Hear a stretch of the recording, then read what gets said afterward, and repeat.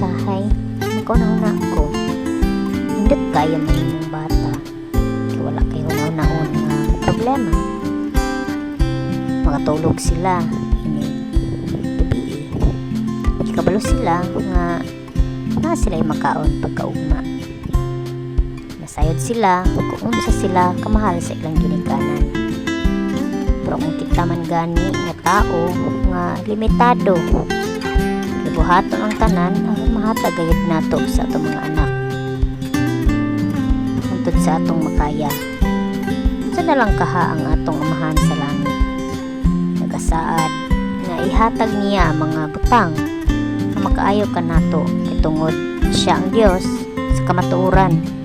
Dili gayud siya mamakak ug dili niya pakyason ng iyang mga saad. Unta aduna kitay kasing-kasing o pagtuo pareha sa mga bata. A childlike faith nga adunay bugos nga pagsalig.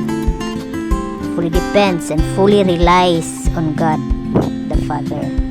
Pero dili pud ta mahimong adunay binata nga panghuna-huna ha. Ato lang sunon kung unsa kabugos ang ilang kasing-kasing nga i-rely ang tanan sa atong Ginoong Dios. Kay nasayod ta nga wala gayud tay mahimo kung wala siya uban kanat.